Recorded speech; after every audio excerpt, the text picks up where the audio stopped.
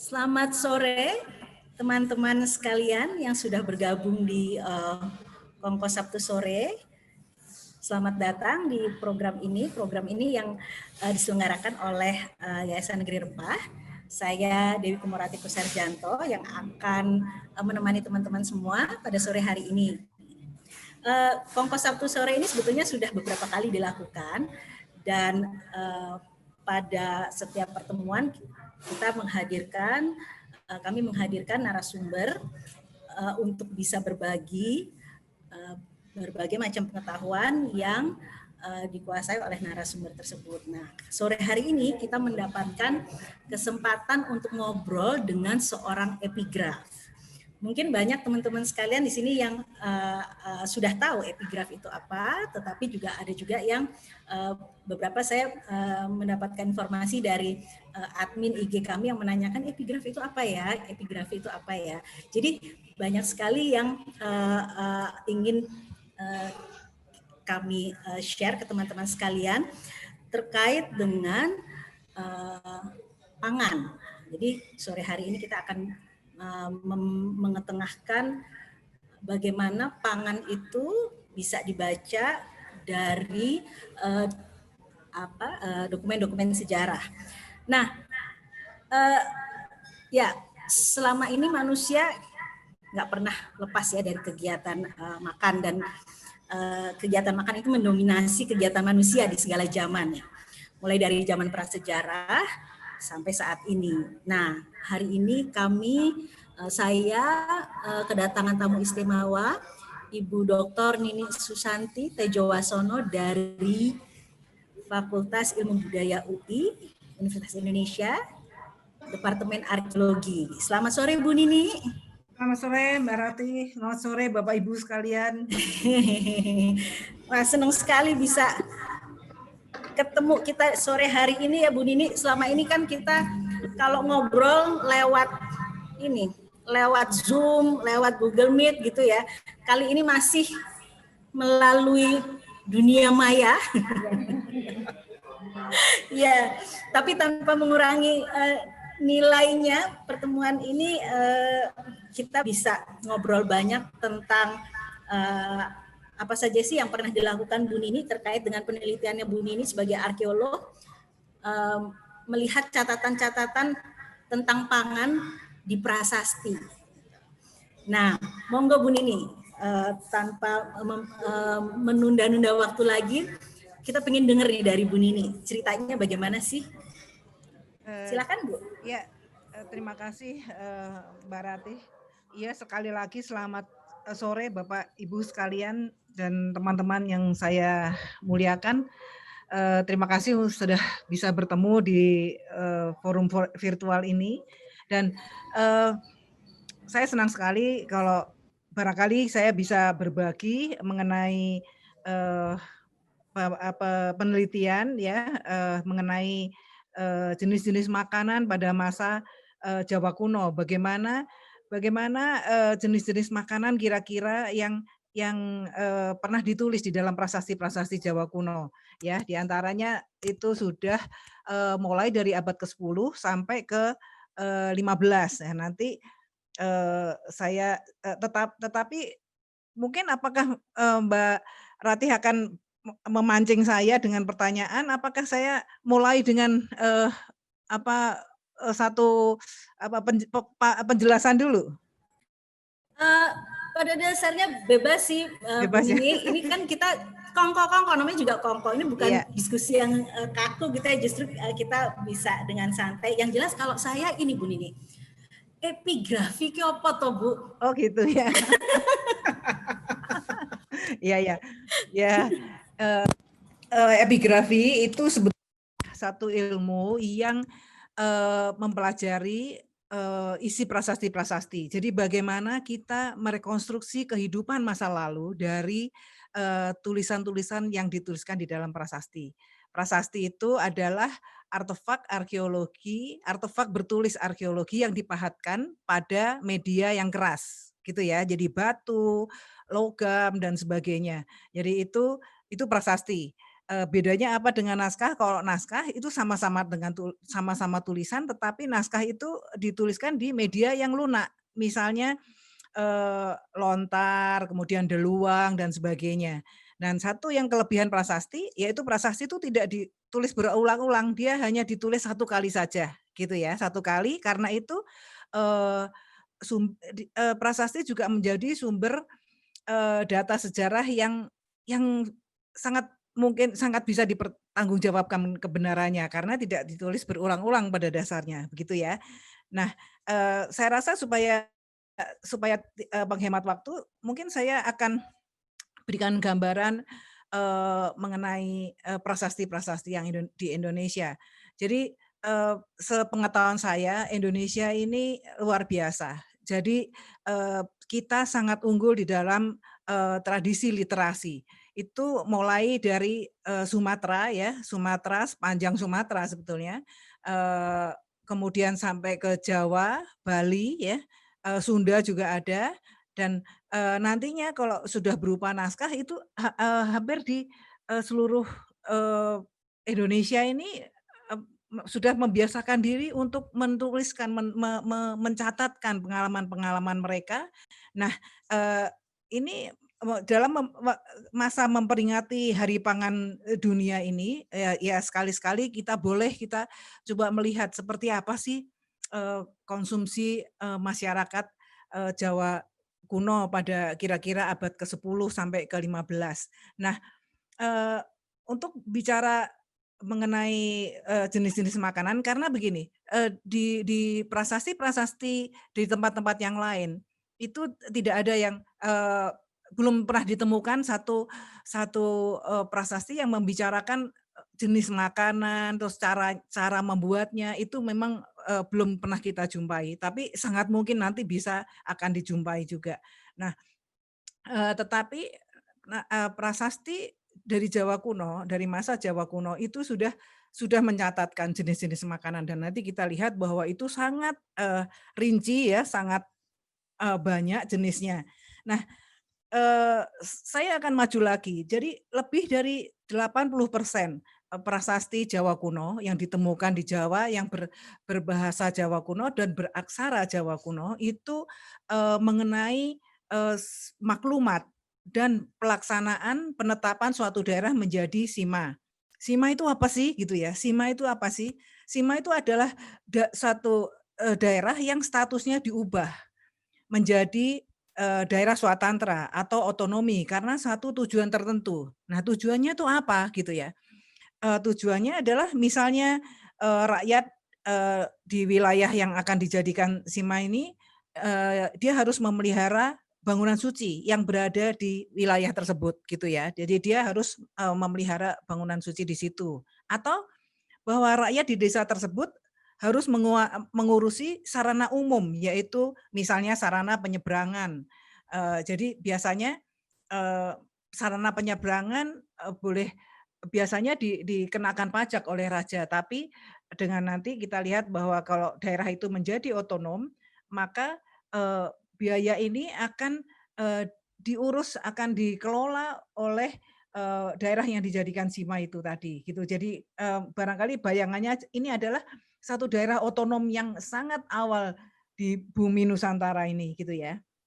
Atau bisa juga alasannya bahwa, satu daerah itu bisa, ditugaskan untuk menanam pohon-pohon, nah karena itu, dia dijadikan daerah otonom.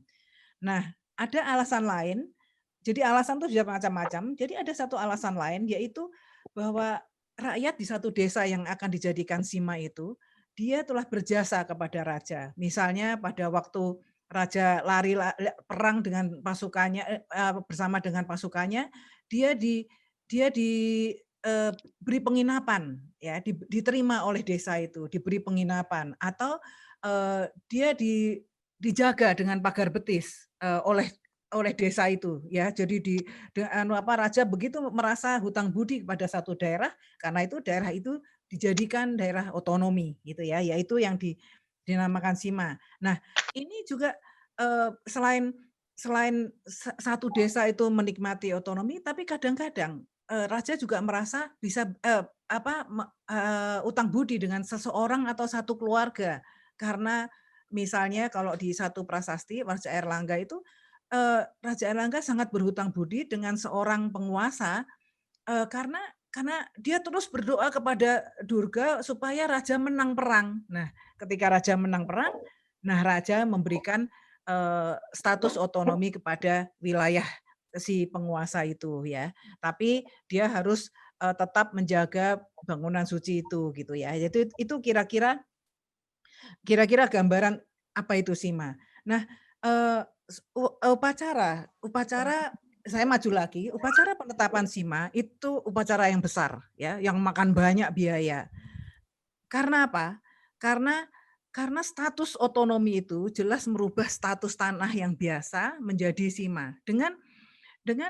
Menjadi status Sima, suatu daerah Sima itu mengelola pendapatannya sendiri dan dia mendapat, suatu pengurangan, pajak yang harus disetorkan kepada pusat. Jadi, nah ini ketentuan ini berlaku sampai akhir zaman. Artinya bahwa si penerima Sima itu sangat diuntungkan dengan adanya status otonomi ini. Karena itu, perayaan itu besar-besaran. Perayaan itu dilakukan dengan besar-besaran biasanya, gitu ya. Nah, sekarang saya maju lagi karena, kita semua harus mempunyai bayangan ini, di mana sih sebetulnya jenis makanan ini, disebut gitu ya. Nah, saya boleh terus ya, Mbak? Monggo Eee, Bu, monggo. jadi sebetulnya apa sih isinya prasasti Sima ini? Biasanya, isi dari prasasti yang Sima ini, pertama itu adanya, dia memanggil dulu dewa-dewa ya, misalnya, Om Siwaya, Om Satwinayaka, jadi dewa-dewa dipanggil gitu ya. Nah itu pertama, kemudian Ada, Bu. yang kedua Ada, Chef. Bubur kacang. adalah unsur penanggalan yang diturunkan, unsur penanggalan, diturunkannya perintah raja itu. Orang apa? Jadi, perintah raja, kapan perintah raja itu diturunkan, itu unsur persisnya kapan. Nah, ini memang sangat rumit karena ada 14 unsur penanggalan di situ. Kalau kita sekarang hanya, tahu hari, tanggal, bulan, dan tahun, artinya 4. Nah, di sini ada 14, penanggalan, Jawa kuno itu. Nah, kemudian, berikutnya adalah nama raja tentu saja. Nama raja yang menurunkan perintah, kemudian pejabat tinggi yang menerima perintah. Nah, setelah, perintahnya, siapa yang menerima pejabat tingginya, kemudian turun lagi ke pejabat tinggi yang pelaksana perintah. Nah, kemudian setelah itu ada isi perintah. Isi perintahnya apa? Ya, misalnya isi perintahnya tentu bahwa desa A ini, supaya misalnya desa desa Linggasuntan gitu, supaya desa Linggasuntan ini, diresmikan, dibatasi menjadi wilayah Sima. Nah, kemudian berikutnya adalah keterangan dari kas kerajaan, kas pusat kerajaan mengenai pajak. Pajak yang dicatat oleh pejabat tinggi kerajaan, bendahara kerajaan, berapa sih, pajak yang biasanya harus dibayar sama desa Linggasuntan itu. Nah, ini sekaligus untuk tahu supaya ketika nanti desa itu menjadi otonomi, artinya bahwa pemerintah pusat itu akan kehilangan pajak yang harus disetorkan, gitu ya. Jadi pajak itu akan kembali kepada desa Linggasuntan untuk tujuan yang nantinya disebutkan untuk apa sebetulnya. Nah, kemudian ada, yang disebut dengan sambanda. Sambanda ini adalah alasan kenapa sih, desa Linggasuntan tuh dijadikan Sima gitu ya. Nah, alasan ini biasanya begini, alasan biasanya supaya, eee, desa Linggasuntan itu seluruh rakyatnya memelihara bangunan suci yang ada di wilayahnya. Jadi artinya bahwa perawatan, pemeliharaan, penjagaan bangunan suci itu tanggung jawab si desa Linggasuntan yang dijadikan Sima. Nah, maju lagi berikutnya adalah status Sima. Status Sima ini artinya di situ disebutkan bahwa apabila desa Linggasuntan ini menjadi Sima, maka seluruh pejabat tinggi yang berkaitan dengan keuangan dan hutang, misalnya dan penarik pajak dan sebagainya, dan seluruh abdi dalam raja itu dilarang memasuki daerah yang sudah dijadikan sima. Ini adalah satu tanda simbolis ya bahwa memang nggak ada, sekarang sudah tidak ada hubungan tagih menagih pajak yang yang dicanangkan oleh pemerintah pusat kepada desa sima itu. Artinya bahwa ini satu gambaran bahwa ini sudah otonom loh desa Lenggasuntan gitu ya. Nah, kemudian bagian berikutnya lagi adalah bahwa selain pajak ada denda-denda, kemudian pungutan yang juga harusnya diserahkan kepada pusat kerajaan. Itu nggak usah, itu menjadi haknya si daerah sima juga gitu ya. Jadi dibayarkannya ke pemilik sima itu gitu ya, bawa ke desa maupun apa gitu ya, ke seseorang yang menerima sima itu. Nah, setelah itu kemudian adalah daftar pemberian hadiah. Nah, ini yang disebut dengan pasak-pasak. Jadi hadiah itu diberikan oleh si penerima sima kepada mulai dari raja sampai seluruh pejabat, sampai ke pejabat desa, sampai ke para hadirin semua. Nah, ini besar sekali. Karena di sini akan nanti terlihat raja itu mendapat berapa emas, berapa perak, kemudian pakaiannya dengan motif tertentu, berapa, itu terus nurut berjenjang. Jadi hierarki itu akan jelas terlihat di situ gitu ya. Nah, ini hadiah itu yang namanya pasak-pasak. Nah, kemudian mulailah dengan prosesi ya, mulailah dengan prosesi upacara. Nah, ini yang seru, prosesi upacara itu sebuah hadirin sudah disuruh duduk mengelilingi pusat yang itu namanya witana gitu ya. Ada satu segi 4 yang witana itu biasanya disebutkan sebelah utara itu duduk siapa, ibu-ibu, sebelah barat bapak-bapak, sebelah timur siapa lagi gitu ya, pejabat gitu. Nah, di tengahnya mereka mengelilingi Lingga dan Yoni yang sudah diperdewakan, yang disebut dengan Sanghyang Watusima dan Sanghyang Kulumpang ya. Itu adalah lambang Yoni dan Lingga gitu ya. Nah, kemudian pemimpinnya namanya Sang Mahakudur, pendetanya.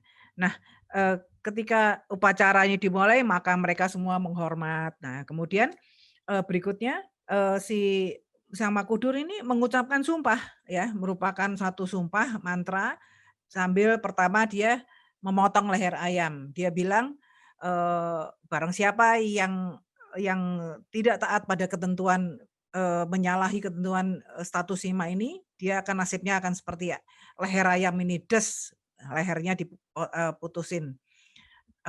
Kemudian yang kedua, dia pecahkan telur. Dia juga dengan sumpah yang sama, dia bilang kalau ada yang tidak taat, maka nasibnya akan hancur seperti telur ini.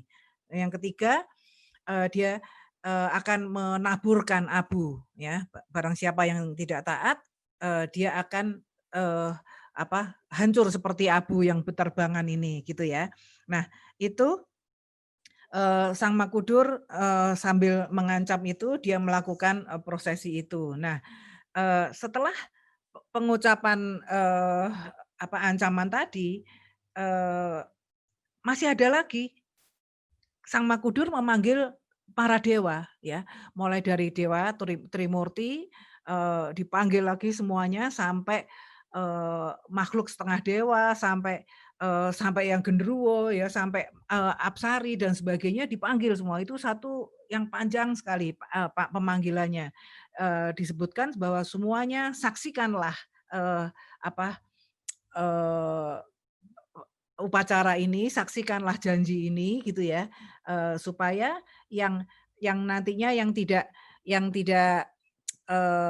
yang menyalahi ketentuan ini, dia juga akan mengalami nasib-nasib yang tidak enak gitu ya. Nah, itu disebutkan pada masa Jawa Timur itu masa Airlangga itu sudah namanya itu Sapata ya. Sapata ini sudah semakin panjang. Jadi artinya kalau Kalau dia di hutan dia dimakan mong ya, kalau dia di sungai dia dimakan buaya, kalau di tegalan dia disamber gledek gitu kan, kalau di sawah dia disamber sama ular gitu ya. Ya itu sudah bagian dari sapata itu. Nah, kemudian, nah ini dia nih yang kita tuju. Setelah pengucapan sumpah berakhir, maka hadirin mulai makan dan minum ya. Hadirin mulai makan dan minum. Dan di sini semua jenis makanan itu ada dihidangkan gitu ya. Semua jenis makanan dihidangkan, makanan dan minuman. Nah, ini nanti daftarnya ada termasuk minuman ini yang memabukkan gitu ya. Nah, ini kira-kira disinilah bagian jenis-jenis makanan itu ada yang akan kita amati nantinya ya. Nah, kemudian setelah menikmati hidangan ini, kemudian hadirin dihibur atau melakukan pertunjukan kesenian. Jadi dia bisa menari, dia bisa mendengarkan cerita, dia bisa menonton wayang, dia bisa menyanyi. Disinilah acara-acara hiburan ya. Nah, setelah acara hiburan selesai, kemudian acara itu selesai. Nah, acara itu selesai artinya bahwa si para hadirin ini boleh membungkus makanan-makanan yang sisa gitu ya, boleh membungkus, mabrekat namanya, boleh membungkus makanan-makanan yang sisa. Jadi mabrekat itu sudah tradisi masa lalu yang sudah kita kenal, tapi bagusnya orang dulu kalau sudah makanan itu sudah tersisa dan sudah selesai upacaranya baru boleh dibawa pulang. Nah, setelah itu biasanya prasasti menyebutkan siapa citralekanya, siapa juru tulisnya prasasti itu, gitu ya. Nah, sekarang saya akan maju satu langkah lagi, saya akan minta Garin untuk menayangkan sebetulnya jenis makanannya seperti apa gitu ya. Jenis makanan ini yang kita tahu dari daftar ini seperti apa gitu ya. Silakan Garin.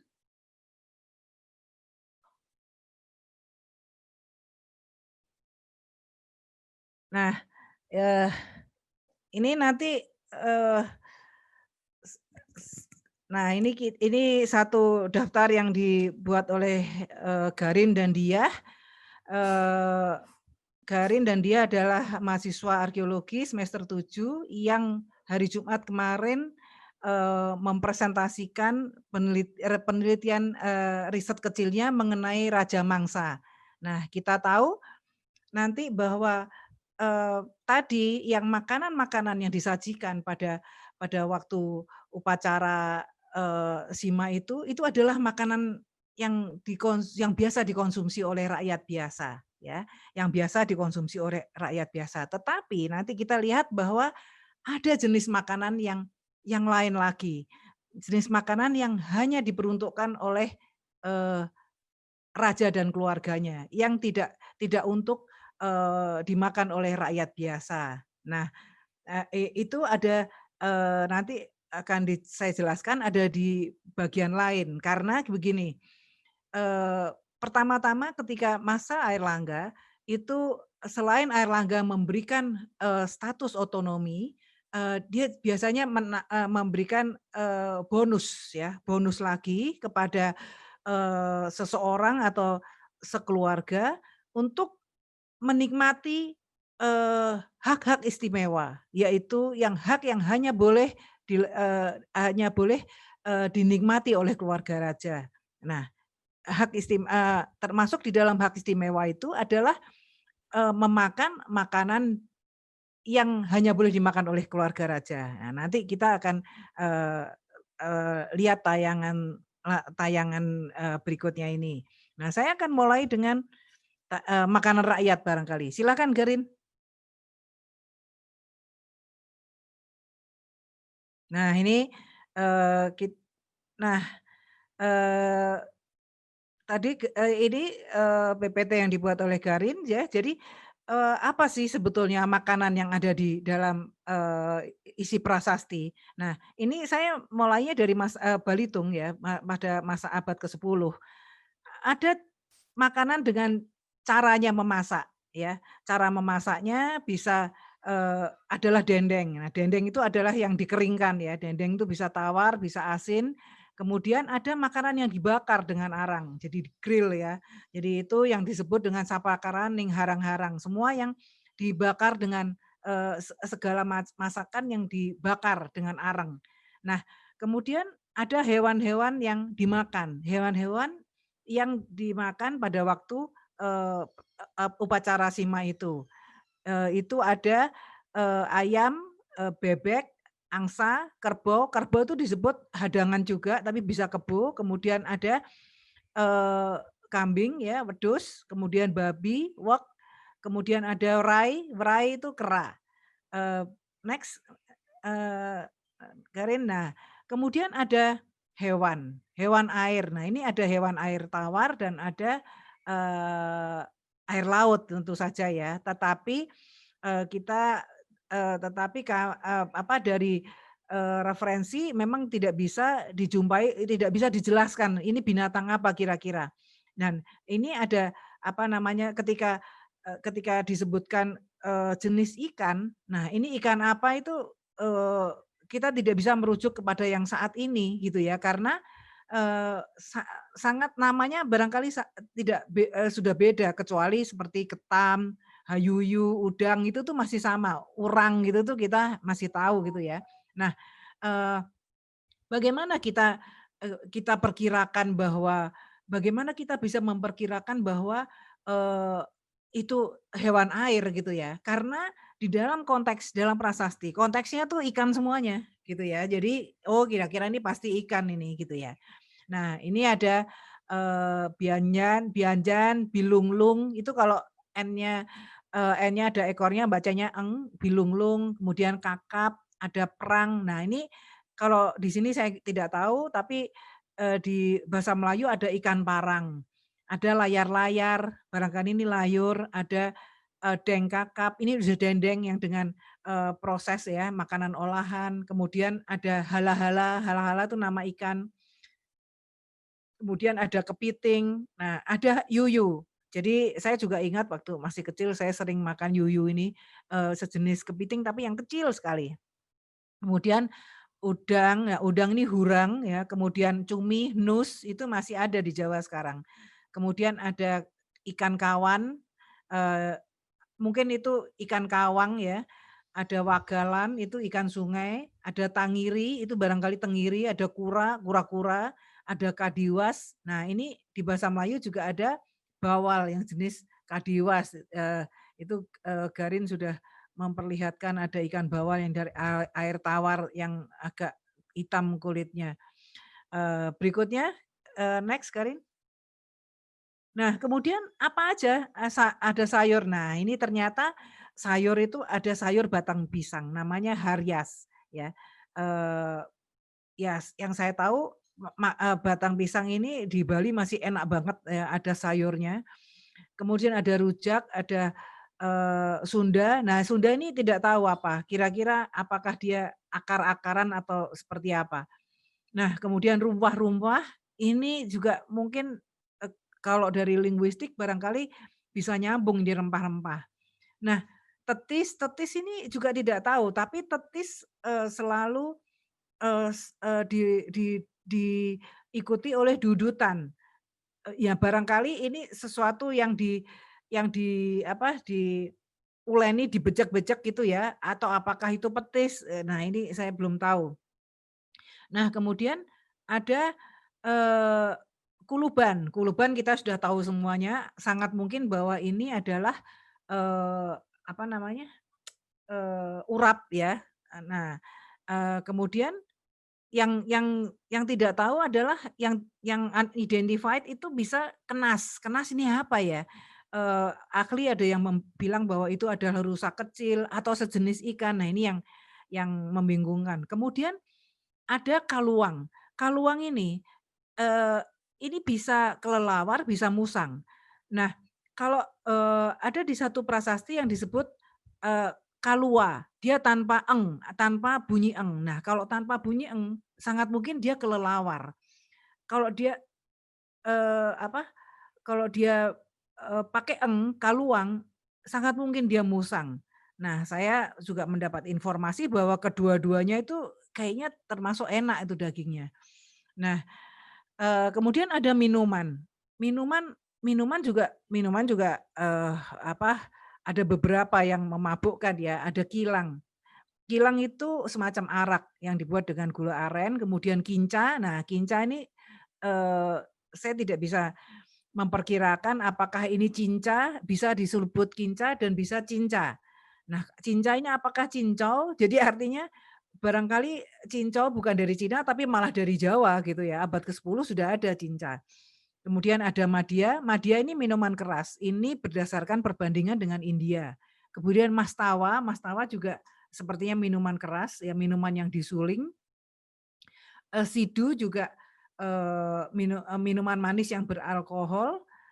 Kemudian yang sangat kita kenal sampai namanya sekarang masih kita kenal adalah tuak ya dari pohon aren. Nah, lanjut Garin.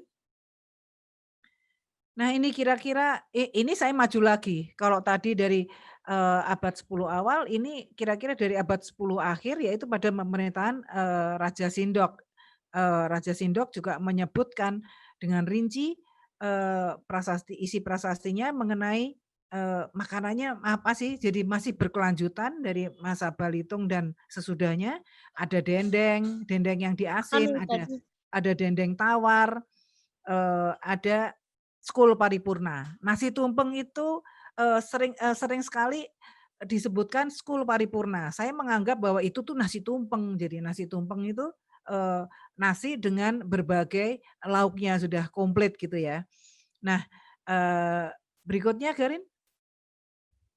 Nah, ini masih dalam prasasti Gulung-Gulung ada telur ya. Telur juga menjadi makanan utama. Telur itu bisa disebut hantika, H3, bisa hantelu, bisa hantrini. 3 nama itu adalah untuk menamai telur.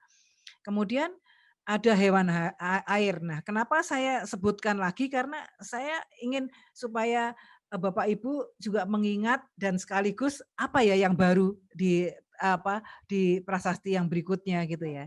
Dan ini ada ikan kandari, ikan kadiwas. Kalau kadiwas itu mungkin laut, ada selar, ada capa-capa yang belum kita tahu, ada kerang itu namanya rumahan, ada udang, hurang, ada ikan bilunglung, ada ikan hala-hala. Itu penyunya gede banget ya sudah. Sila Kak Garin lanjut. Nah, kemudian ada sayur.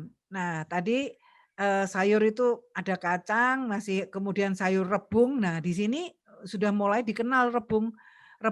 Sayur sayur rebung itu namanya wulu, tetapi ketika sayur itu dimasak, itu namanya wulu ninggangan. Jadi gangan itu dimasak artinya.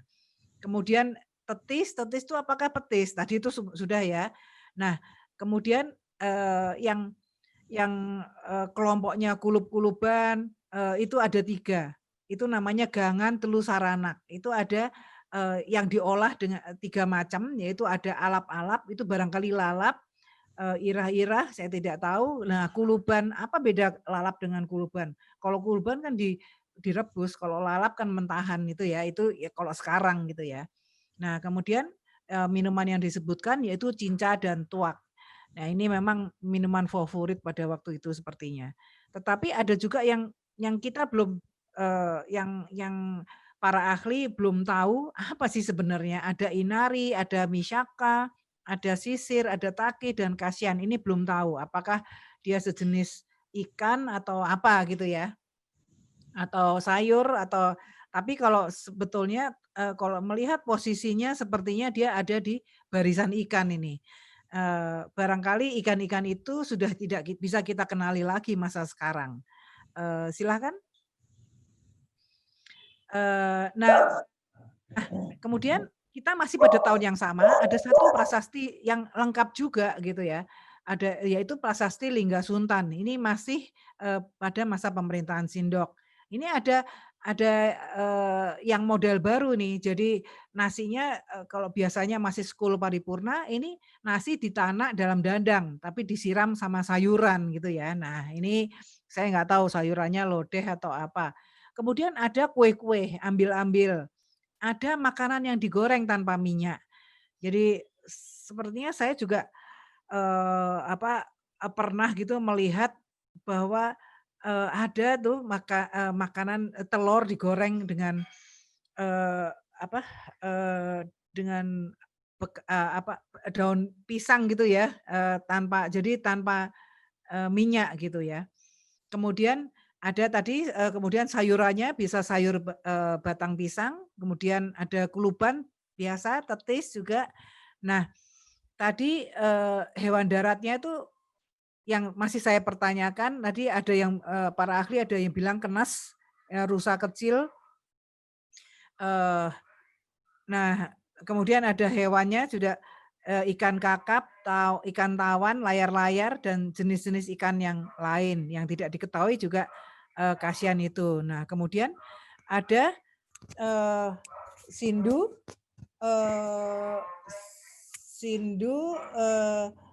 cinca, kilang, dan tuak ya, disebutannya seperti itu. Next, Garin. Nah, ini sekarang saya akan memberikan sedikit pendahuluan. Jadi tadi makanan yang bisa saya sebutkan sebagai makanan rakyat, walaupun dimakan pada acara pesta, ya. Kemudian mengapa ini ada sekarang tadi saya sebutkan ada makanan yang hanya boleh dimakan oleh keluarga raja. Jadi ceritanya bahwa mengapa hanya boleh dimakan oleh raja. Raja mangsa ini adalah bagian dari deretan hak istimewa yang dimiliki raja yang membedakan kedudukan raja dengan sebagai perwujudan dewa pada waktu itu dengan rakyat biasa. Nah, kita tahu bahwa raja adalah satu kelompok di dalam kelas yang dominan, yang mendominasi pada waktu itu. Jadi raja biasanya dia membedakan pola perilakunya dari kelas yang lain, dari kelas sosial yang lain, dari rakyatnya, ya, dari rakyatnya. Ada bisa ada tiga struktur konsumsi raja yang membedakan dengan rakyatnya, yaitu makanan, budaya, dan penampilan. Upaya membedakan diri ini merupakan bagian dari strategi kekuasaan yang tujuannya untuk mempertahankan kekuasaan itu. Jadi yang tiga hal tadi, makanan, budaya, dan penampilan, yang saya sebut dengan selera. Selera itu sebetulnya tidak netral, ya. Dia tidak terlepas dari prinsip konstruksi dan evaluasi dunia sosial. Selera adalah semacam orientasi sosial juga yang mengarahkan seseorang pada posisi tertentu sesuai dengan kedudukannya. Jadi dia dikonstruksi, dia sesuai dengan kedudukannya. Nah, selera ini oleh Pierre Bourdieu dibedakan menjadi 3 zona, yaitu legitimate taste, middle brow taste, dan popular taste. Kelas dominan ditandai dengan sejumlah selera yang berkait dengan sesuatu yang langka dan yang bernilai tinggi dan yang mahal dan sulit lagi. Nah, apakah perbedaan zona ini tergambar di dalam jenis makanan masa Jawa kuno, tergambar di dalam makanan rakyat dan raja? Nah, saya persilahkan Garin dan dia untuk mempresentasikan riset kecilnya mengenai Raja Mangsa ini. Silakan Garin. Jadi ini adalah penelitian saya dan dia untuk tugas akhir mata kuliah Mbak Nini sebenarnya semester ini mengenai Raja Mangsa. Jadi sebenarnya seperti yang sudah dijelaskan oleh Mbak Nini tadi, sebenarnya Raja Mangsa itu bagian dari suatu konsep namanya gastropolitik. Jadi ini pertama kali diungkit oleh Ajun Appadurai tahun 1981 penelitiannya tuh di India Selatan. Jadi sebenarnya cukup cukup sinkron dengan apa yang sedang kita bahas. Jadi di sini sebetulnya manusia ketika mulai mengolah alamnya untuk membuat suatu makanan tanpa dia tidak sadari sebenarnya dia membuat suatu perangkat semiotik, dalam artian dia membuat sesuatu yang sebetulnya memiliki suatu pesan gitu dan berwujud lagi. Dan sebetulnya makanan itu bisa merepresentasikan sesuatu yang ada di lingkungan sosial, entah itu misalkan relasi antara produksi dan pertukaran, kondisi lapangan dan pasar, realitas keinginan seseorang, atau misalkan juga kelas sosialnya dia, atau hal-hal yang lain yang kecil kayak misalkan hubungan antara istri dengan suami, atau satu kelas dengan kelas yang lain, atau bahkan cuman misalkan kita makan di satu meja yang sama, makanan yang kita sajikan itu bisa menunjukkan relasi kita dengan orang yang kita lagi sedang sajikan gitu. Jadi sebetulnya makanan itu nggak bisa kita lihat cuma sebatas sebagai media untuk memenuhi nutrisi dan untuk mencukupi energi aja, tapi sebetulnya di dalam situ ada suatu permainan gitu. Kayak ibaratnya kayak yang Girts lakukan di Bali yang tentang sambung ayam, makanan itu juga sebetulnya kayak gitu, bahwa sebetulnya makanan itu mencerminkan sesuatu yang ada di lingkungan sosialnya. Nah, untuk prasasti yang kita bahas, yang saya dan dia ambil itu adalah yang dari masa Airlangga sampai Kediri. Jadi sekitar abad 11 sampai abad 12. Abad 11 sampai abad 12. Meskipun menyerempet dikit kalau kalian lihat sampai ke abad 13. Itu ada Kakurungan, Gandakuti, Padelegan, Panumbangan, Karangrejo, Hantang, Jaring, Ceker, Kemulan, Biri, Lawadan. Nah, untuk makanan-makanannya itu ada di tabel yang kanan. Itu adalah distribusinya berdasarkan prasasti. Jadi kayak Asuser ada di Gandakuti dan di Kemulan. Lalu ada Asutugel di di Kakurugan sama Kemulan juga dan seterusnya. Jadi total yang kita ambil itu ada sekitar 11 Raja Mangsa. Nah, untuk ahli bahasa dari Raja Mangsa ini sebenarnya kita ambil ada yang dari Zoutmulder, ada yang dari Bennett Jones, sama ada juga yang beberapa kita ambil dari skripsi para pendahulu dan pokoknya ada banyak. Untuk Asuser itu dimaknai sebagai anjing yang dikebiri, Asutugel sebagai anjing yang dipotong-potong atau dikebiri, Bedawang itu sebagai penyu, Kalua itu sebagai musang, atau kadang-kadang juga disebutnya sebagai taluah kalau kalau nggak salah ya. Lalu ada Karung Pulih, babi hutan yang dikebiri, Karung Matin Gantunan, babi hutan yang mati digantung. Lalu ada Taluah, ada Wudus Gunting, kambing yang belum tumbuh ekornya, Wiri Guntinang, kambing muda, Wiwi Kabiri, kambing dikebiri, dan Hansa atau Angsa. Nah, jadi dari pembagiannya ini yang kita tangkap sebetulnya ada 3, tapi ini ditulisnya 2 kemarin, jadi sedikit harus diralat. Jadi pertama tuh Raja Mangsa bisa dibagi karena jenis hewannya. Jadi seperti Kalua, yaitu Kalua, Bedawang, dan Hangsa, atau bisa kita pahami sebagai musang, penyu, dan angsa. Itu kan jenis, jadi artinya mau metode cara masak kayak apapun, meskipun nggak ditulis ya, tapi dari pernyataan yang ada di prasasti, artinya mau apapun dimasak kayak gimana pun, mau dibikin dendeng kayak, mau direbus kayak, atau dibakar pun, itu tetap menjadi bagian dari Raja Mangsa, karena itu didasarkan pada jenisnya, bukan karena kriteria atau pengolahan. Nah, yang kedua baru pengolahan dan kriteria bahan. Jadi yang cukup unik itu hewan-hewan yang dimasukkan ke dalam pembagian ini sebetulnya sempat juga muncul sebagai santapan rakyat biasa, kayak anjing. Seingat saya di negara Kertagama disebutkan sebagai makanan yang kotor buat orang-orang nista. Lalu kambing sendiri itu juga makanan yang biasa. Tapi karena ada satu atau lain hal, dia akhirnya menjadi Raja Mangsa. Biasanya karena cara pengolahannya, kayak harus dibunuhnya dengan cara digantung, atau karena ada kriteria yang memang cukup unik gitu. Misalkan dia memang masih muda, atau memang dia belum memiliki buntut, atau dia jadi gemuk karena dikebiri. Jadi makanya dimasukkan ke dalam tabel yang ini. Meskipun dia tuh sebenarnya secara umum makanan masyarakat, karena satu dan lain hal bisa menjadi raja mangsa. Nah, ini sebenarnya langsung ke hasil dari penelitian dari kami. Jadi berdasarkan data-data itu yang kita dapat, di masa lampau makanan itu juga juga merupakan bagian dari konteks sosial. Jadi bukan cuma sebatas sebagai pemenuhan dari suatu nutrisi, tapi sebetulnya seperti apa yang dikatakan Apa Durai atau yang tadi udah dikatakan oleh Mbak Nini, bahwa makanan itu sebagai suatu alat untuk meregulasi kelas, mendistingsikan peran, dan menampakkan hak istimewa.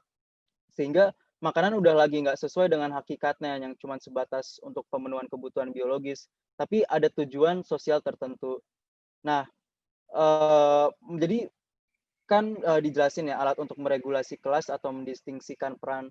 Soalnya Raja Mangsa itu sebetulnya merupakan bagian dari apa yang Bu Edi Setiawati jelaskan sebagai ciri preskriptif. Jadi suatu ciri yang muncul karena raja menentukan itu sebagai cirinya dia gitu. Jadi Raja Mangsa itu, aduh, ini muncul lagi yang lain ya. Aduh, iklan, sorry maaf. Karena si raja ini maunya makanan itu sebagai raja mangsa karena satu dan lain hal, bisa karena religi atau karena kompleksitas dari cara pembuatannya. Akhirnya itu menjadi cirinya dia gitu, sedangkan yang lain itu tidak diperbolehkan. Dan itu membuat semakin jelas bahwa misalkan orang-orang yang boleh menikmati itu secara peranan sosial akan lebih tinggi dibandingkan orang-orang yang nggak boleh menikmati itu. Nah, yang kedua yang bisa kita lihat dari pemaparan Mbak Nini dan kita kayak ada pergeseran makna, yaitu angsa gitu. Bahwa pada awalnya angsa itu justru menjadi makanan santapan rakyat biasa gitu, tapi pada suatu momen tertentu yang memang tidak tertulis ya, maksudnya kapan itu bisa mulai masuk ke Raja Mangsa, tiba-tiba dia bisa menjadi bagian dari Raja Mangsa di masa Airlangga dan Kediri. Artinya baik masyarakat maupun si raja pada satu momen tertentu ada pergeseran makna dari angsa itu sendiri. Nah, lalu sebagai pendistingsi kelas, seperti yang tadi udah dijelaskan ya, yang ini berkaitan dengan ciri preskriptif dari seorang raja, karena dia itu sebagai perwakilan atau wujud dari dewa di muka bumi, dia berhak untuk memilih apa yang menjadi cirinya dia, dan itu menjadi ciri yang unik hanya untuk dia.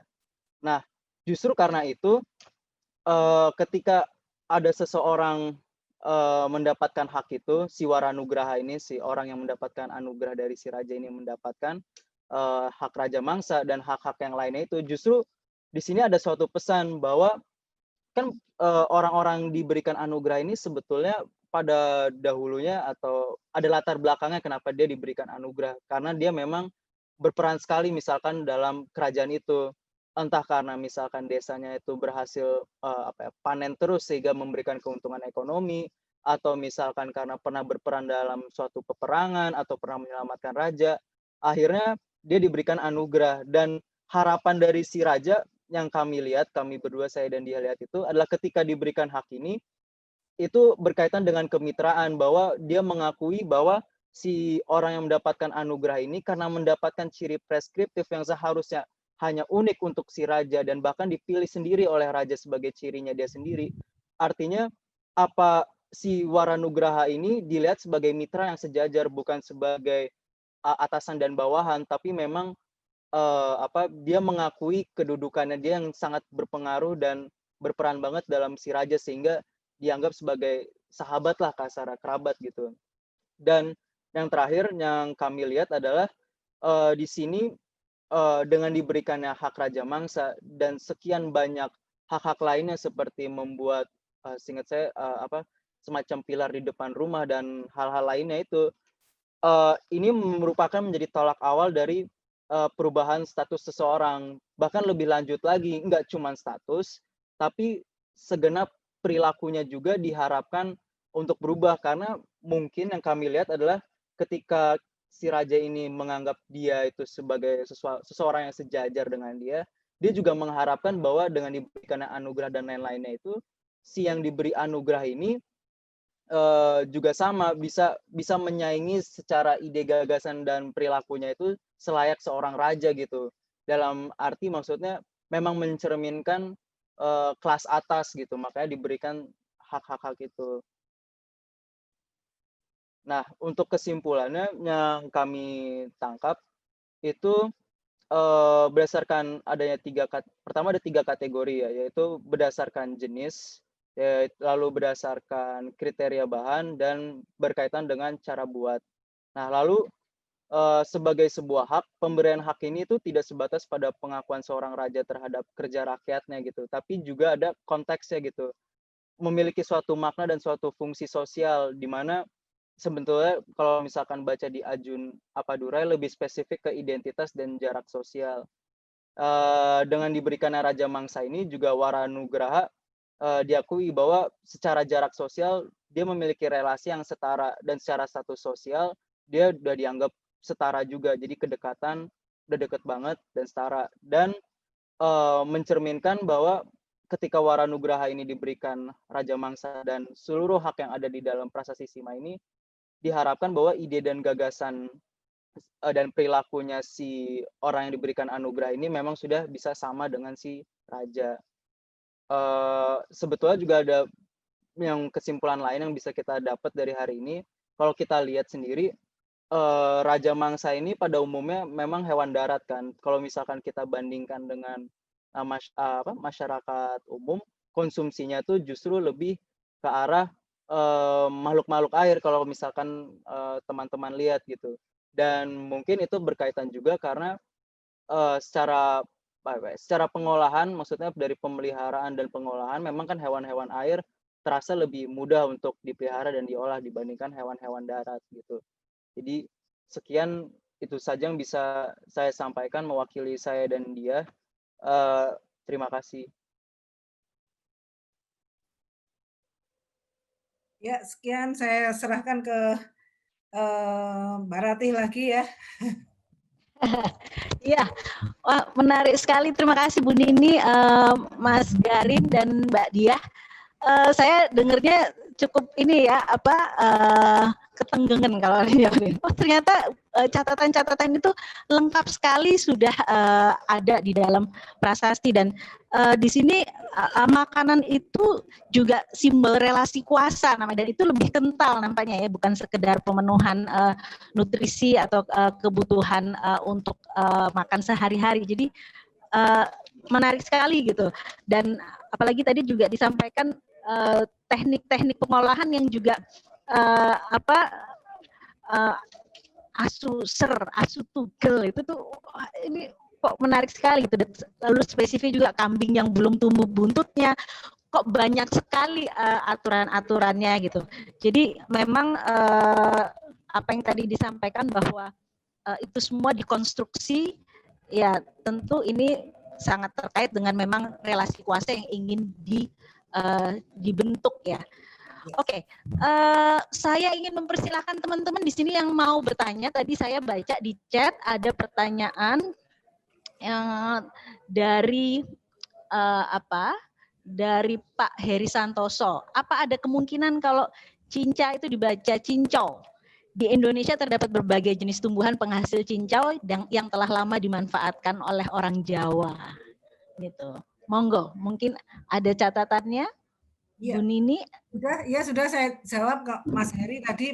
Memang saya pikir begitu. Kalau sekarang es cincau yang kita nikmati itu kan hijau ya, dari daun-daunan. Nah, barangkali memang itu asli Jawa, asli Nusantara gitu ya. Bukan jadi bukan kita kan membayangkannya cincau itu dari Cina gitu ya.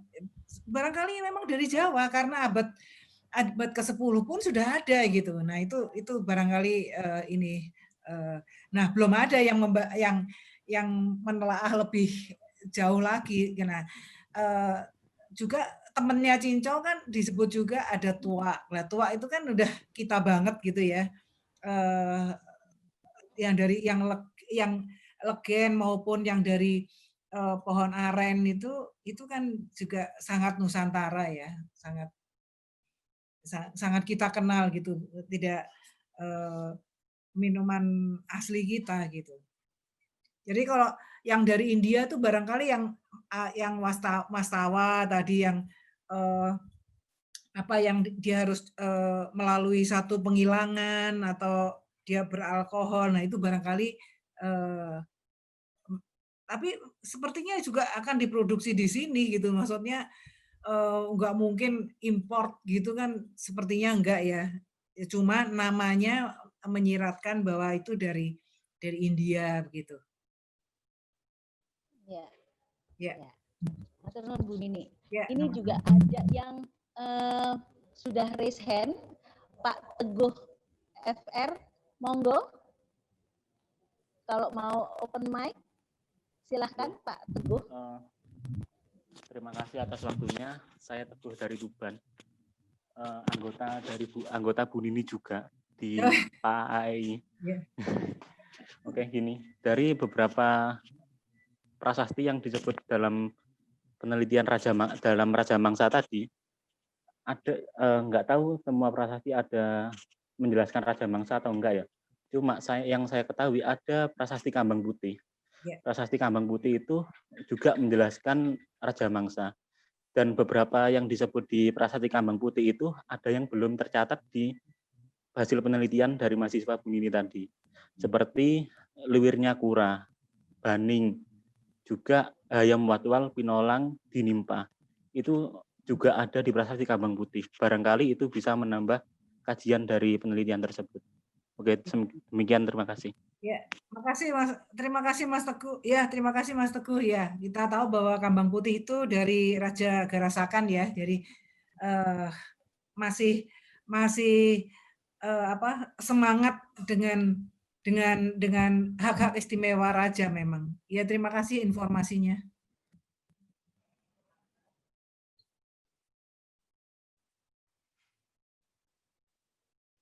Masih unmute, Mbak.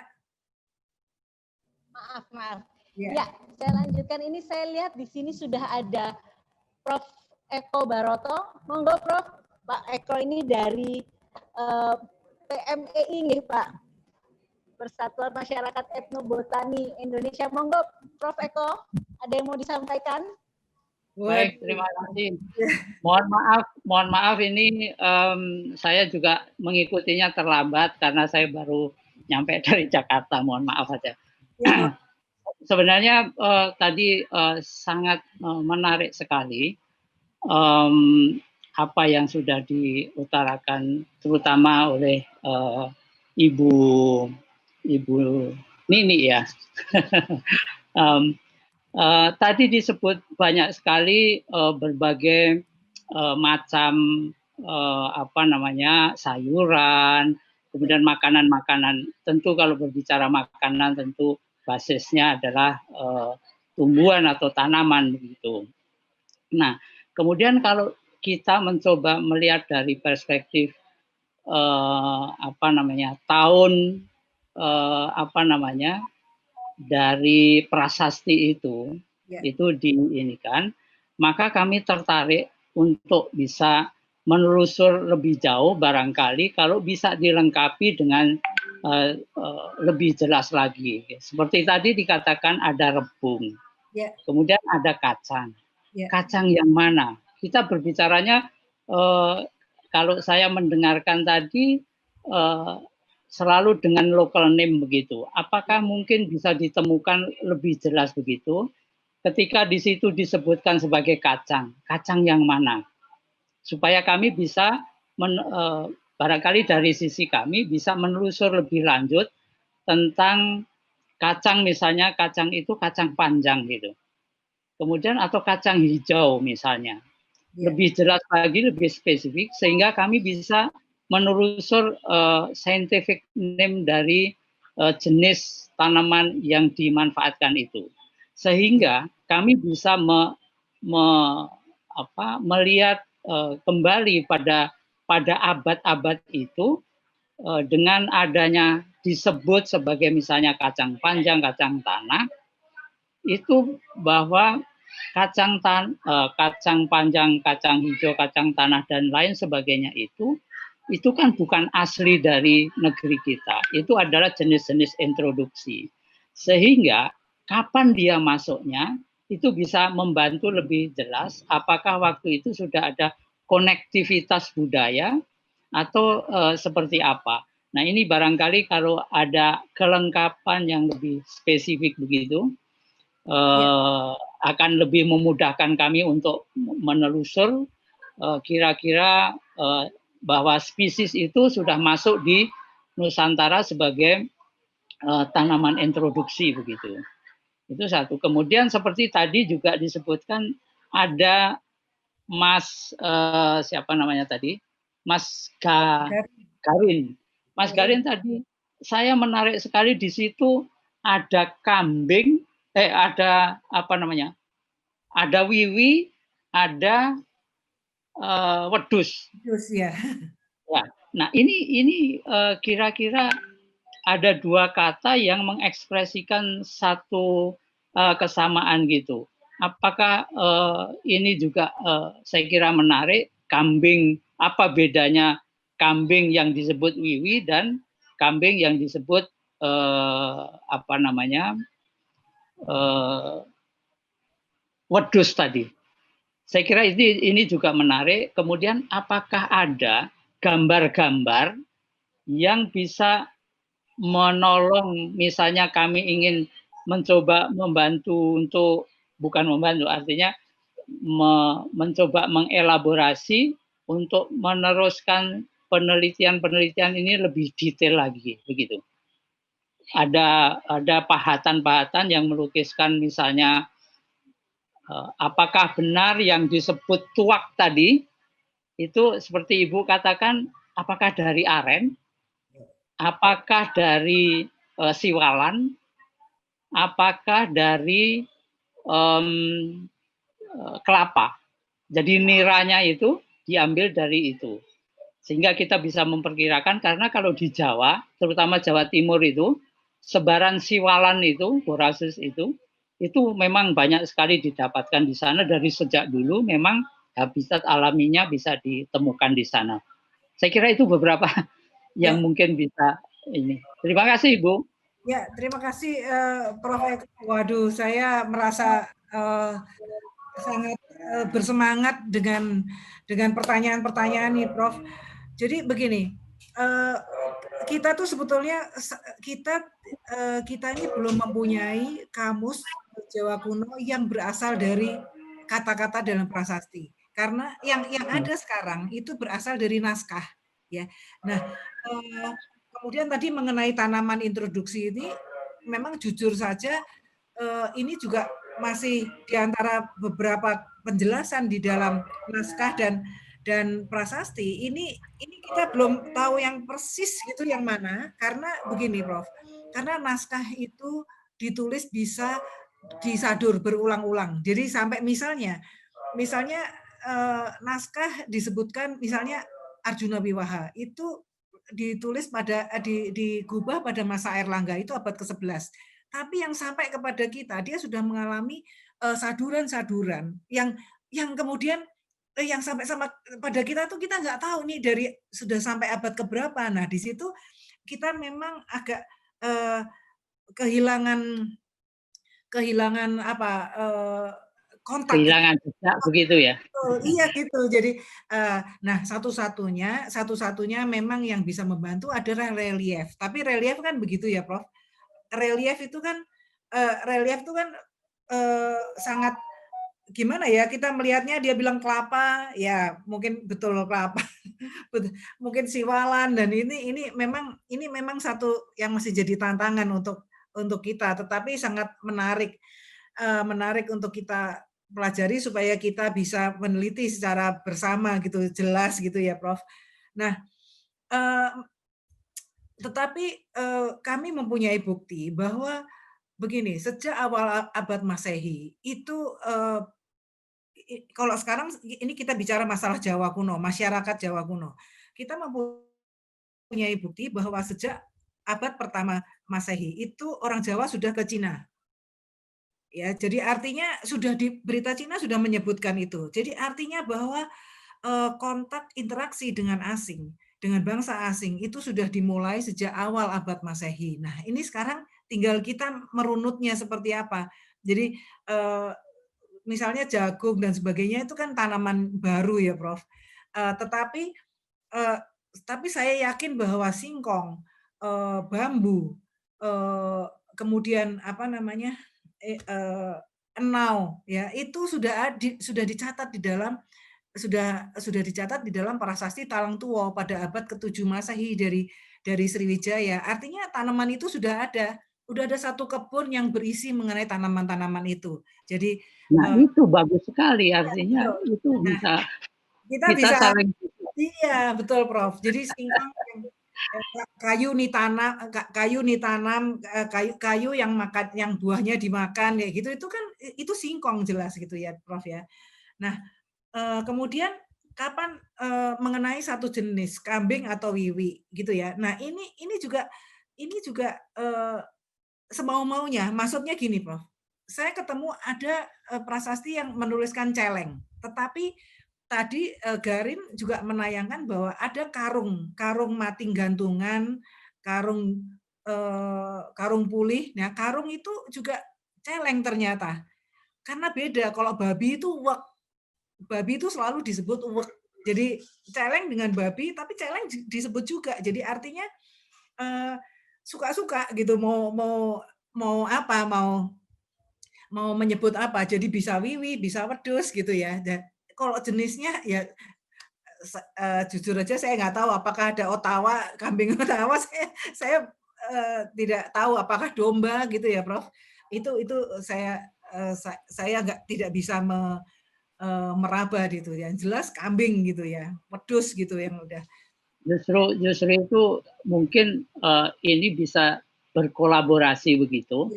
Teman-teman dari social sciences, sejarawan, kemudian dari biologi itu bisa berkolaborasi untuk bisa bersama-sama lintas disiplin begitu untuk justru kami sedang mengembangkan etnobiologi, etnobotani, etnozoologi itu untuk mencoba melingkan antara social sciences dengan pengetahuan alam gitu, biologi. Ya. Betul, Prof. Sangat setuju karena kalau kita memang hanya berkutat kepada isi prasasti, kita tidak bisa menerapkannya pada masa kini dan masa depan gitu ya. Ya, ini memang satu kajian yang memang harus kita lakukan bersama sehingga bisa berkontribusi kepada bangsa gitu ya. Apa misalnya seperti singkong tadi gitu ya. Ini masa zaman Sriwijaya sudah ada disebut gitu ya. Nah, kemudian ya sangat mungkin dia membuat tuak itu dari enau itu tadi, Prof.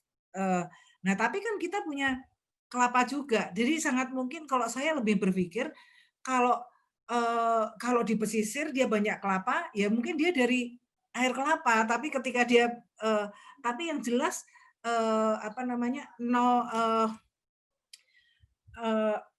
yang pohon lontar no itu memang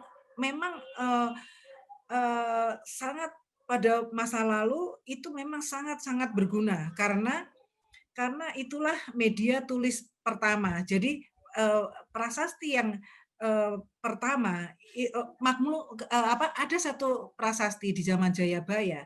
Jadi rupanya zaman Jayabaya itu kok menuliskan maklumat perintah itu pertama itu dilontar dulu. Nah, kemudian baru disalin di dalam media yang lebih keras supaya tahan lama gitu. Nah, ini karena itu saya membayangkan pasti pohon lontar itu banyak pada waktu itu gitu. Gitu ya, Prof. Ya, terima kasih, Prof. Terima kasih untuk pertanyaannya. Seru ya, Mbak. Join research ini. Ini bisa join research ya. Bisa panjang. Gitu. Matur nuwun Prof Eko, pertanyaan matur nuwun Bu Nini, terima kasih. Ini ada beberapa pertanyaan lagi di chat, saya bacakan ya. Jadi yang pertama apakah kalua itu sama dengan bumbu rempah keluak di Jawa ya? Mohon pencerahannya. Dan kemudian ada lagi, apakah di prasasti ada penjelasan tentang kue atau penganan khusus untuk makanan para raja dan keluarga yang hingga sekarang masih dilestarikan? Tuh. Ya. Dan satu lagi teks yang begitu panjang itu dalam satu media atau dari beberapa prasasti? Begitu, monggo Bu Nini. Tadi saya tuh lupa minta Garin kalau ada tanggapan ya. Nanti tolong ingatkan Mbak kalau mungkin Garin dan dia punya tanggapan gitu ya. Jadi gini. Tadi yang pertama apa tadi? Lupa. Yang pertama. Kalua itu keluar bukan? Bukan. Karena apa? Karena konteksnya dia di binatang semuanya. Gitu ya. Nah, saya justru saya justru curiga dengan rumpah-rumpah. Di situ mungkin rempah-rempah gitu ya. Rumpah-rumpah itu agak sendiri gitu. Itu apakah itu rempah-rempah gitu? Apakah itu sudah masuk di situ gitu? Nah, tapi kalau kalua tadi itu justru saya kalau ada dua kemungkinan. Yang satu itu bisa musang, bisa luwak ya, luwak itu. Kelelawar ya. Yang satu lagi itu kalong itu. Kalong apa? Oh iya, kalong, kelelawar ya. Kelelawar ya. Ya kan? Itu kan kalong ya. Nah, itu justru itu. Makanya saya bilang kayaknya tuh saya dapat informasi dua-duanya tuh dagingnya enak yang pernah makan katanya. Jadi sangat mungkin jadi makanan juga. Iya. Saya tadi pertanyaan Mas Najib, kok sapi nggak ada? Ada sapi. Sapi disebut sapi. Tetapi kebo lebih banyak. Kerbau itu lebih banyak daripada sapi. Tapi sapi ada. Disebut sapi. Lalu itu tadi Bu, yang apakah ada yang dilestarikan tadi? Makanan-makanan itu? Nah, ini masalahnya ini dia. Tadi hanya satu kali disebut, yaitu 3 macam amwil-amwil gitu ya. Amwil-amwil. Saya tidak tahu nih amwil-amwil ini semacam snack atau apa. Tapi ya sangat mungkin tadi yang unidentified itu apakah itu snack atau bagaimana ya? Saya juga kurang paham itu. Gitu.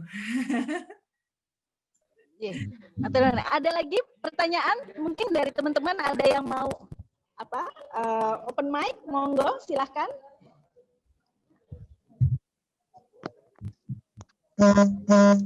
Ini jadi Mas Lutfi ya tanya ya. Ada deng. Ya Mas Lutfi, barangkali deng itu memang ya dendeng gitu ya. Jadi sesuatu makanan yang sudah diolah, dikeringkan gitu. Nah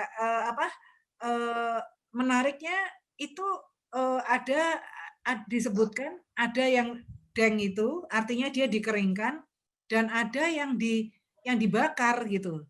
Ada yang dibakar, yang harang-harang tadi, yang dengan harang itu. Nah, itu menarik. Setuju, Mbak, setuju. Ya. Iya, Mas Lutfi. Silakan, mungkin Garin kalau mau menambah atau dia silakan. Mungkin yang kalua aja sih, Bu. Kalau saya sih Mbak Nini setuju sama Mbak karena konteksnya tuh ke Raja Mangsa itu hanya spesifik ke hewan ya. Jadi ketika misalkan ada yang mungkin bisa diperkirakan tumbuhan meskipun mirip, yang mungkin tumbuhan karena memang konteksnya Raja Mangsa kan raja itu adalah buat raja, mangsa di sini adalah hewan yang ibaratnya diburu. Jadi Raja Mangsa itu adalah hewan yang memang hanya boleh untuk raja. Jadi kalua tuh pasti tuh hewan. Tapi kenapa saya sendiri sama dia itu cukup kasarnya pede, singkat saya tuh Zoetmulder yang ngomong bahwa itu musang itu karena kalua ya itu mirip dengan kata luwak juga kalau saya memandangnya gitu, karena saya lihat dari prasasti kadang-kadang tuh apa yang disebutkan zaman dulu akan berubah dikit di masa sekarang. Jadi kayak masih bisa ditangkap. Kayak misalkan yang tadi kan ada dendeng, itu kan bisa kita lihat sebagai dendeng. Meskipun kadang-kadang cuma penggalan doang kayak deng, tapi setidaknya dekat dengan dendeng. Lalu kayak layar-layar, setahu saya saya pernah baca kalau di bahasa Melayu tuh layar-layar tuh merujuk kepada ikan layar yang fotonya tadi saya masukin yang sejenis marlin tapi bukan marlin gitu, yang memang ada di lautan Jawa gitu, karena memang hidupnya di daerah tropis gitu. Makanya jadi memang dari penggalan kata meskipun zaman dulu itu beda dengan sekarang, bisa karena cukup mirip bisa aja kita masih memahaminya gitu. Ya. Ya, makasih Karin sudah menambah. Kemudian tadi ada beberapa pertanyaan jadi Mas Teguh ya tadi mulai sapi apakah menjadi makanan atau jadi makanan juga sapi ya disebutkan juga sapi, tetapi memang sepertinya sapi tidak populer, lebih populer kebo. Nah kemudian Salsa bertanya juga apakah lokasi penemuan prasasti itu menunjukkan perbedaan antara makanan yang dihidangkan. Tentu ya, pasti ada. Nah, sekarang tinggal kita mencari, ini belum pernah diteliti gitu ya. Ayo kita mencari Salsa, apakah wilayah situs ditemukannya kira-kira situs ditemukannya prasasti itu juga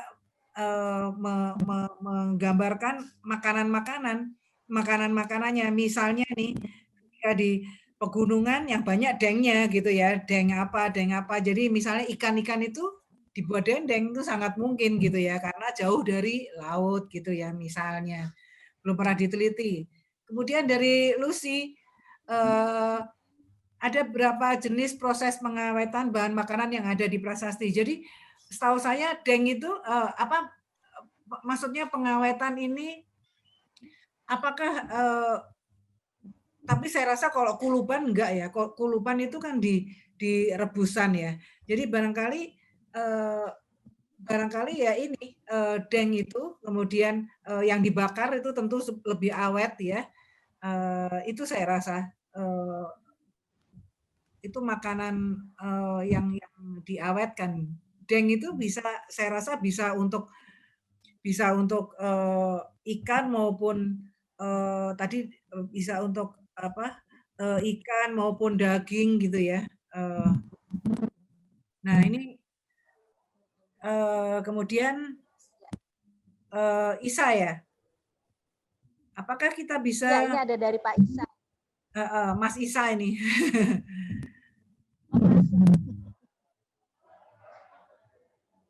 Oh ya, apakah makanannya di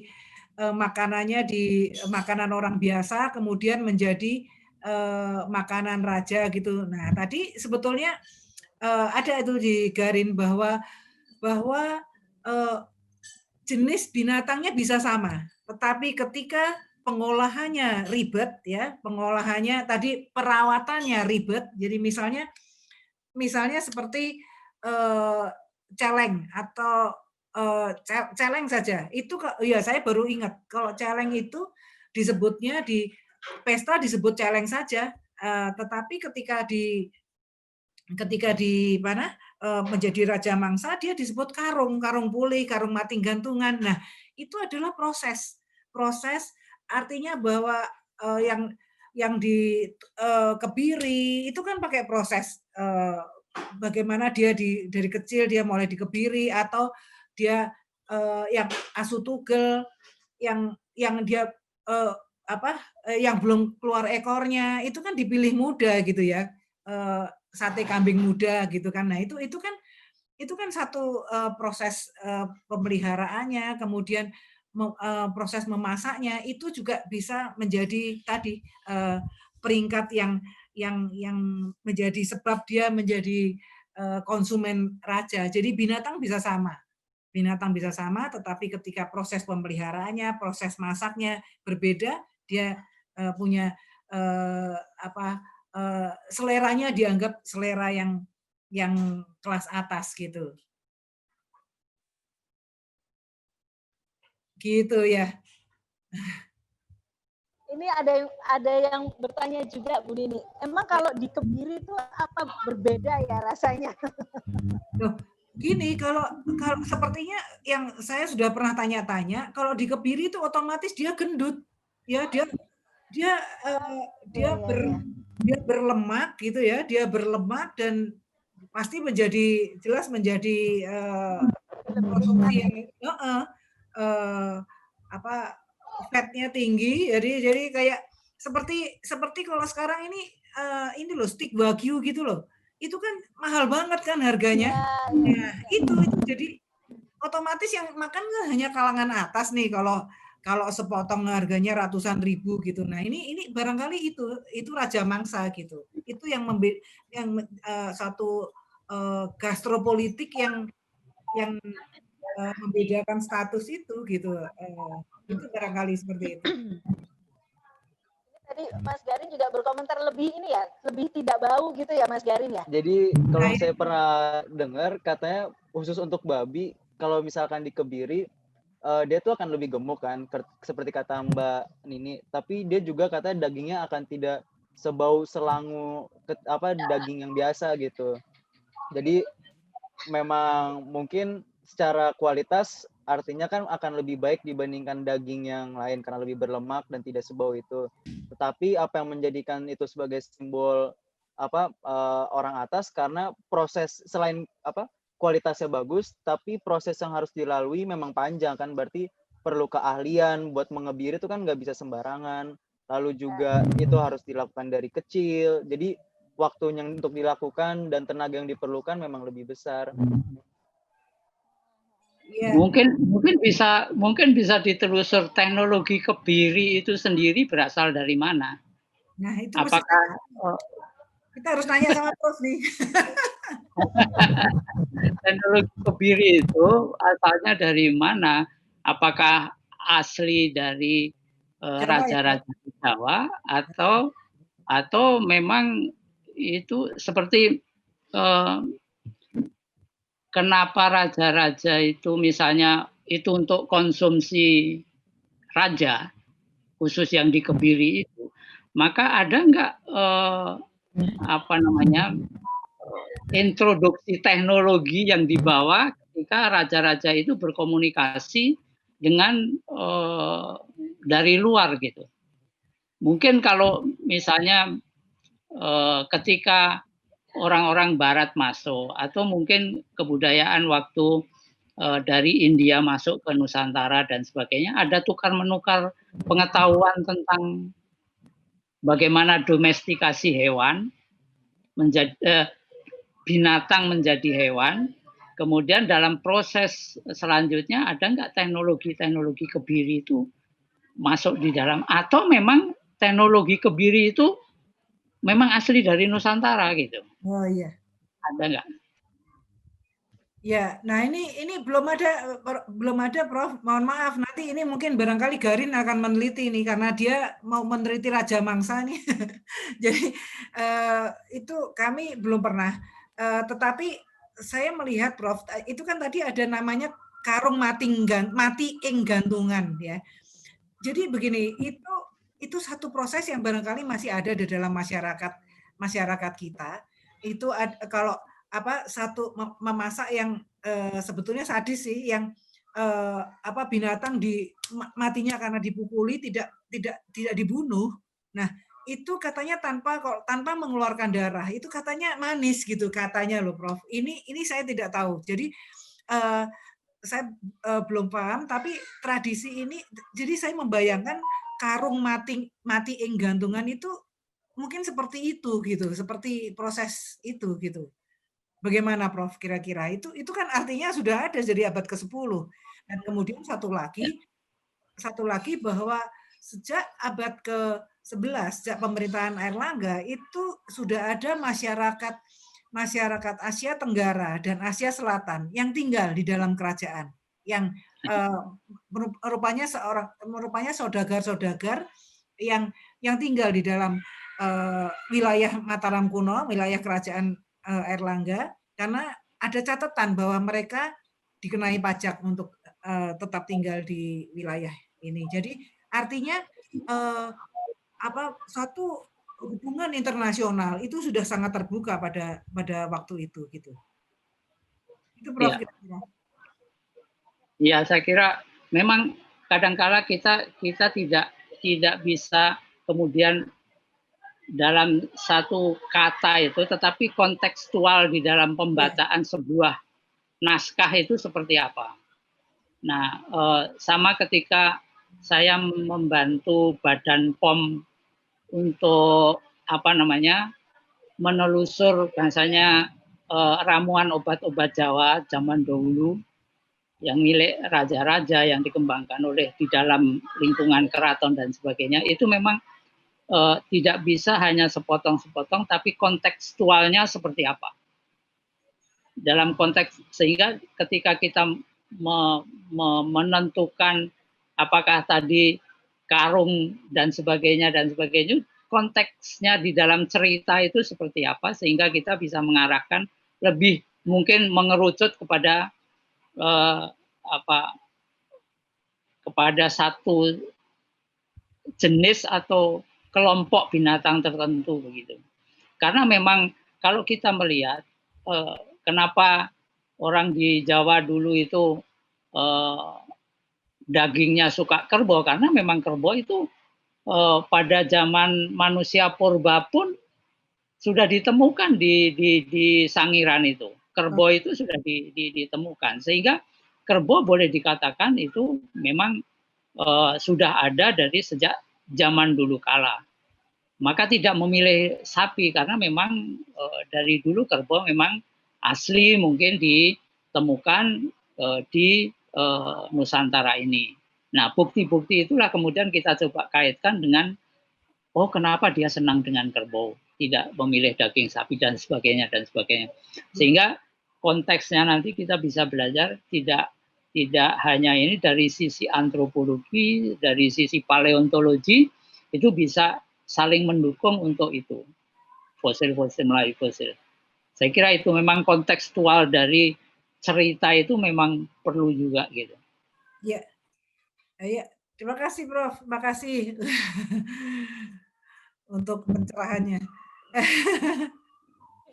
Sudah raise hand ini, ada Mbak Anggraini, monggo silahkan. Buka mic-nya. Mbak Anggraini. Oh maaf, belum saya ya. Apa kabar Bu Nini? Mbak Anggra. Baik, terima kasih. Iya, menarik sekali ini diskusinya. Ini tadi menyambung juga yang disampaikan Prof. Eko Baroto tentang kerbau dan sapi ya. Ini saya justru agak heran untuk konteks masa ini, kan mereka beragama Hindu rata-rata ya. Sapi itu nandi yang disakralkan, tapi ternyata kok juga dikonsumsi. Ini penjelasannya bagaimana ya? Terima kasih.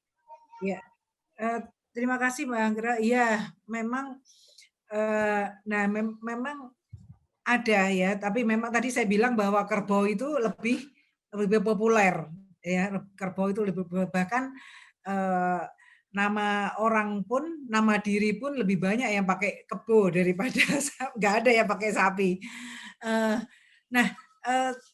Jadi kalau bagaimana disakralkan, nah ini saya melihat secara global, saya melihat bahwa tidak semua paham dari Hindu yang dari India itu diserap seluruhnya oleh masyarakat Jawa kuno pada saat itu ya. Ternyata bahwa sapi pun diperdagangkan. Dalam hal ini kalau kita lihat bahwa sebetulnya kerbau yang untuk memeluku, yang sangat berguna untuk proses pertanian sawah itu justru selalu kerbau gitu ya. Nah ini yang memang kita belum tahu nih sampai di mana. Apakah tingkat kesulitannya tinggi untuk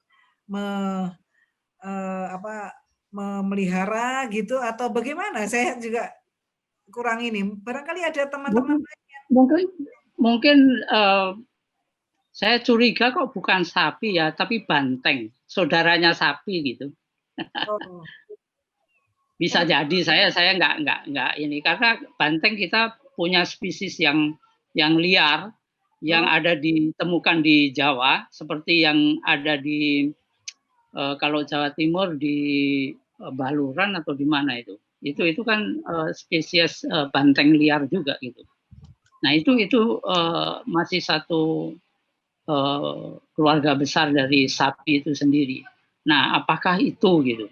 Saya ya tentu kita tidak bisa mengira-ira, tentu kita harus menelusur lebih detail lagi tentang itu semua. Apakah benar sapi atau banteng? Nah karena banteng itu sendiri nanti bisa rujukannya pada sapi Bali. Oh, iya. Nah, itu lebih dekat lagi nanti. Yeah. Nah, ini barangkali nanti ya bukan untuk sekarang, tetapi untuk ke depan barangkali kita bisa lebih mengerucut ke arah sana. Oleh karena itu, makanya tadi kalau kita punya tidak hanya berbicara local name, tapi kemudian di backup dengan scientific name-nya, itu kita bisa lebih enak. Karena kita seperti tadi saya bilang, kalau kerbau ya, karena kerbau pernah ditemukan di Sangiran. Yeah. Nah, kemudian tadi sapi. Nah, pertanyaannya apakah benar sapi atau memang kalau itu dikonsumsi seperti yang dikatakan tadi, apakah benar sapi atau banteng gitu? Iya, Prof. Atau saudaranya yang sapi Bali tadi gitu. Iya. Iya, tapi kalau dari pajak perdagangan itu disebutkan sapi memang gitu ya. Nah, sekarang tinggal apakah ada pergeseran ini sapi yang disebut di prasasti dengan sapi yang sekarang. Nah, tadi saya setuju dengan Prof, barangkali harus lebih diteliti lagi apakah itu sejenis banteng gitu ya. Cuma orang dulu menyebutnya sapi gitu. Itu tapi itu apa di pajak perdagangan, Prof? Oke, ya. Betul. Berarti itu mungkin sudah perkembangan di atas sebelum Masehi mungkin. Iya, betul. Sudah Masehi, sorry, sapi-sapi itu. Iya. Ya, sapi sudah ada di prasasti abad ke-9 sudah disebut gitu. Tapi tapi yang untuk korban, misalnya korban di sajen itu di penetapan Sima itu kerbau memang gitu, tetap kerbau. Kalau kita amati kerbau kan mulai dari Nusantara ini kan memang semua pakai kerbau, sampai Minangkabau semua itu kerbau semua saya lihat, sampai Toraja dan sebagainya itu kerbau semuanya. Jadi memang lebih ini ya, lebih populer di Nusantara ini untuk kerbau gitu. Ya berarti menarik sekali nih diskusinya. Saya mendengarkan juga langsung mikirnya, iya ya, kita kenal ada tadi di chat juga ada sapi, kerbau, lembu, banteng. Itu sekarang ini nampaknya buat yang buat masyarakat saat ini, masyarakat umum itu sudah tidak terpikirkan lagi perbedaan itu gitu. Jadi rasanya ini harus bisa jadi diskusi yang berlanjut ini, kayaknya banyak hal yang bisa kita pelajari dan kayaknya bakal ada joint research ya Bu ya. Iya, menunggu Prof Eko nih idenya. Sayang sekali waktunya itu udah menuju penghujung ya, mestinya 17.30, tapi nggak apa-apa, ini kita sudah lewat dari 15 menit. Jadi nampaknya kita harus akhiri dulu diskusi ini, dan senang sekali banyak teman-teman yang hadir di sini juga memberikan pertanyaan yang menarik. Saya sendiri yang mendengarkan diskusi ini juga sambil ketenggengan, oh gitu ya, tadi saya nyatet gitu ya, aduh ini seru banget kalau bisa dijadikan satu mungkin buku yang populer atau infografik sederhana yang juga bisa dipelajari dengan mudah untuk masyarakat umum gitu. Jadi ini bisa menjadi pengetahuan kita bersama, dan ternyata membaca prasasti itu bisa memberikan gambaran bagaimana kebudayaan kita berkembang, dan kemudian kita juga bisa melakukan satu pengayaan riset ke depan yang memungkinkan kita juga memahami bagaimana kekayaan pangan kita gitu. Nah, matur nuwun, terima kasih Bu Nini, terima kasih Garin, Mbak Dia nggak hadir ya hari ini ya. Senang sekali teman-teman juga yang sudah bergabung di sini.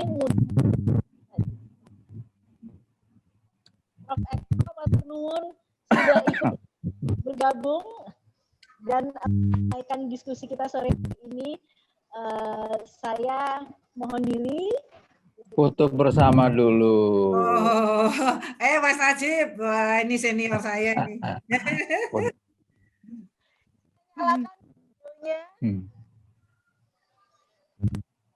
Mas Ansel, tolong ya difotokan.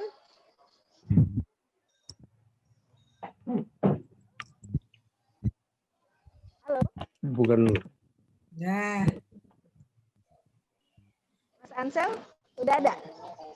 Atau Salsa? Salsa bisa dibantu foto bersama? Ya? Iya, Mbak. Sebentar ya. Hitung ya. Iya, 1, 2, 3. Sebentar. Ini page-nya ada banyak ya. Sabar, tahan dulu. 1, 2, 3. Bentar.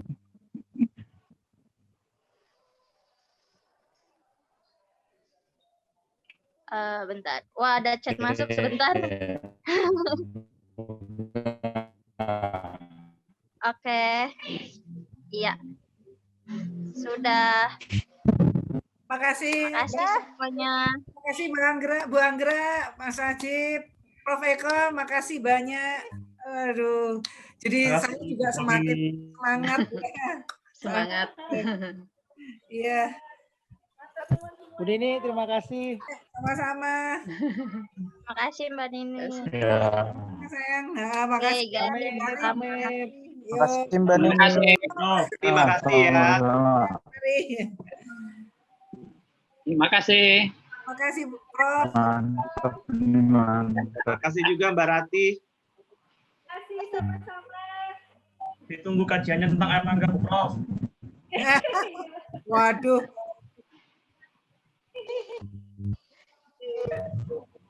Terima kasih Mbak Moderator, Mbak Rati.